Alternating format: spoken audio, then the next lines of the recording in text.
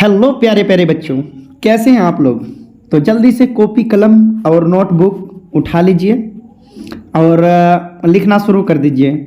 आज का लेसन यहीं से स्टार्ट होता है। Yes, my name is MD Najmul Huda and welcome to your beautiful सा channel bio to bio. So ये जो सेशंस हैं ये भी रिप्रोडक्टिव हेल्थ यानी चैप्टर नंबर 4 से ही रिलेटेड है। उन्हीं के जो है क्वेश्चंस है, उन्हीं पर क्वेश्चंस आधारित है। आइए बात करते हैं। सबसे पहला क्वेश्चंस है, शरीर के बाहर होने वाले निषेचन को क्या कहते हैं। शरीर के बाहर यानी बॉडी, कोई ऑर्गेनिज्म है, कोई क्या है, कोई जीव है, तो उनके जो बॉडी है, ये जो एक जीव है आपको दिख रहा है, इनके शरीर के बाहर जो होने वाला निषेचन है यानी स्पर्म प्लस क्या होता है ओवम, ये दोनों जो आपस में मिलेगा, जो जाइगोट बनाएगा, तो ये चीज अगर बॉडी से बाहर हो रहा है तो उस प्रोसेस को क्या कहेंगे। स्पर्म और ओवम का बाहर में जुड़ना या फ्यूजन होना क्या कहलाता है, बाहर में होने वाले निषेचन कहलाता है। लेकिन बाहर होने वाले निषेचन को क्या कहते हैं, एक वर्ड में। ऑप्शन है इन विट्रो, दूसरा ऑप्शन है इन विवो, तीसरा ऑप्शन है इंटरनल और चौथा ऑप्शन है बी एंड सी दोनों।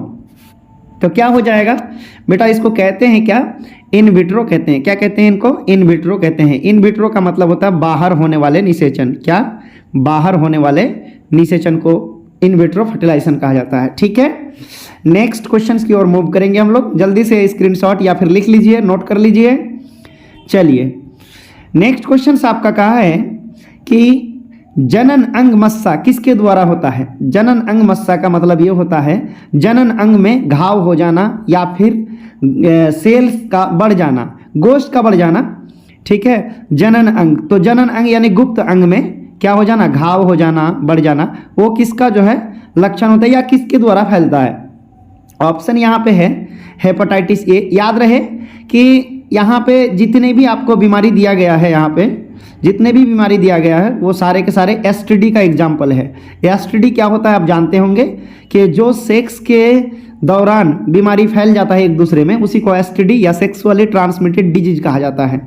तो यहाँ पे ऑप्शन दिया हुआ है हेपेटाइटिस ए, दूसरा ऑप्शन कहा है हर्पिस वायरस, तीसरा ऑप्शन ट्राइकोमोनस और चौथा ऑप्शन है पैपिलोमा वायरस। तो इसको बोला जाता है, पैपिलोमा वायरस से होता है क्या, जेनिटल वार्ड्स। ये वायरस का नाम है, ये वायरस का नाम है। इसी वायरस से क्या होता है, एक बीमारी होता है जिस बीमारी का नाम है जेनिटल वार्ड्स, और जेनिटल वार्ड्स का मतलब होता है जनन अंग में घाव हो जाना।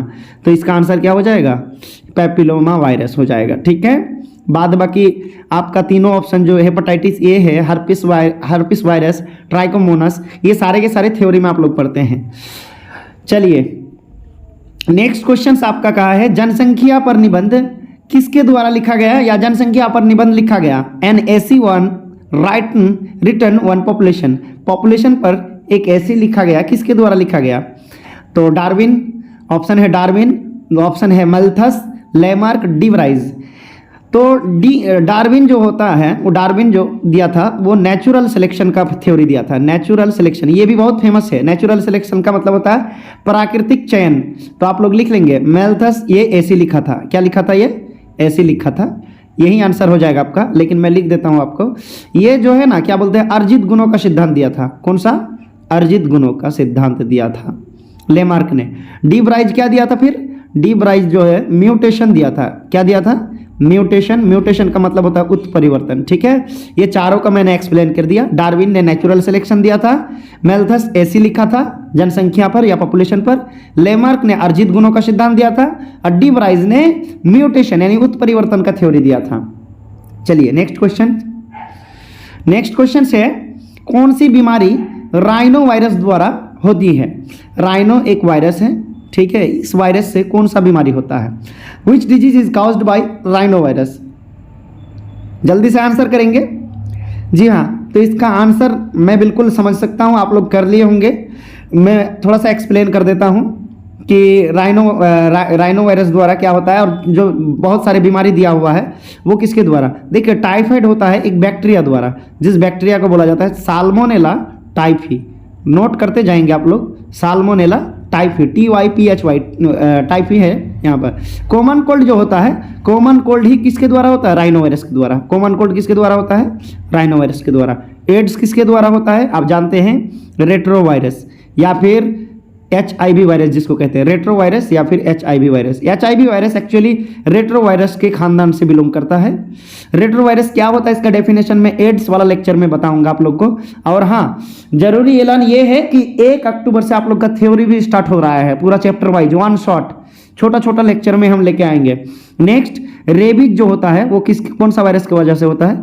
रेब्डो वायरस। कौन सा वायरस? रेब्डो वायरस की वजह से होता है, यानी कुत्ते के काटने से होता है ये बीमारी। ठीक है, तो 9 नंबर का क्वेश्चन का आंसर हो जाएगा क्या? Common cold. कॉमन कोल्ड का मतलब होता है सर्दी बुखार। कौन सा? सर्दी बुखार, जो साधारण सर्दी बुखार सबको होता है वही होता है। ठीक है, तो इसका आंसर आप लोग कर लीजिएगा कॉमन कोल्ड। ठीक है, कॉमन कोल्ड कर लीजिएगा। नेक्स्ट क्वेश्चन की ओर हम लोग मूव कर रहे हैं, सेशन का ये आखिरी क्वेश्चन है। चलिए क्वेश्चन देखिए एक बार। क्वेश्चन ये है, बहुत हेवी क्वेश्चन दिया है, लेकिन क्वेश्चन ये है कि नसबंदी एक जनसंख्या नियंत्रित करने वाली विधि है जिसमें खाली स्थान दिया है, काट कर बांध दिया जाता है, जिसमें डैश काट कर बांध दिया जाता है। पहली बात तो आपको ये पता होनी चाहिए कि नसबंदी होता किस में है, लड़का में होता है या लड़की में होता है? जी हाँ, नसबंदी जो होता है लड़का में होता है। किस में होता है? मेल में होता है। किस में? मेल में होता है। तो नसबंदी आप जानते हैं एक सर्जिकल मेथड भी है। ये क्या है? एक सर्जिकल मेथड है।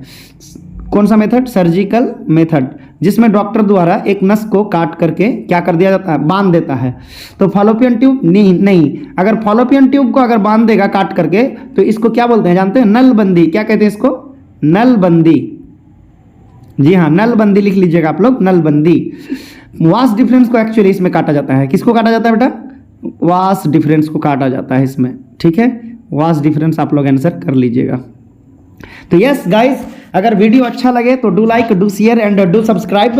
और उन फ्रेंड्स को ज़्यादा से ज़्यादा शेयर कीजिए जो आपके सर्कल में हैं, आप जानते हैं उनको, लेकिन वो सही से प्रिपरेशन नहीं कर पाता है। और अगर प्रिपरेशन भी करते हैं तो उनके प्रैक्टिस के लिए आप जो है ये सेशन दे सकते हैं कि आप कितना तैयारी किए हैं, क्योंकि हम लोग को अपना तैयारी के बारे में उस समय पता चलता है जब हम लोग किसी एग्जाम को कंडक्ट करते हैं, किसी एग्जाम को देते हैं, तब हम अपने आप को जान पाते हैं कि कितना हम लोग का तैयारी स्ट्रांग है या मजबूत है। चलिए अगले लेसन्स में मिलते हैं, तब तक के लिए जय हिंद, जय भारत।